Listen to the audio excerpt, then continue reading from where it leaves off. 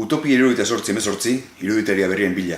Izenburu horixe jarri genion, Usurbilen uztailean antolatutako jakin jardunaldiari. UEU eta Usurbilgo udalarekin batera antolatutako bari. 70ko hamarkadako utopiak eta borroka zein ziren, eta gaur egun zein diren, nola ulertzen ditugun, zer aldatu den, horren inguruan osatu genuen jardunaldia eta baita zenbaki hau ere.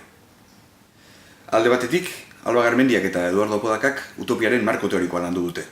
Utopiaren ikuskera klasikoa zeintzen eta gaur egun utopia nola ulertzen den aztertu dute. Alegia, gaur egun utopia prozesu edo dinamika moduan ulertzen baita.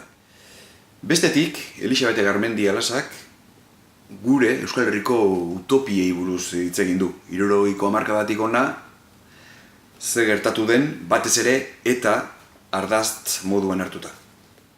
Horrez gain, gaur egungo bi utopia jorratu ditugu bereziki. Batetik, zaintzaren utopia, Usuria Boitizdek landu du, eta bestetik, utopia ekosoziala. Eta hori izan ditugu Iñaki Barzena eta bizi mugimenduko Anaiz Agirre eta Xabier Arruxet.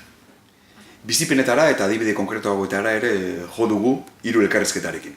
Batetik, Amaia Lasai idazleak Euskal Herrian eta Nikaraguan bizi izandakoaz hitz egin digu. Bestetik, Begoña Zaharreta Bizkaiko adinekoen egoitzetako langileak urtebete egindako grebaren esperientziaz jardun du, eta azkenik Begoña Uharte ekintzaileak errefuxiatuen harreraren auziaz aritu da. Eta zenbaki guztietan bezala, egunen gurpilean sailean aurtengo 3 kolaboratzaileak ditugu.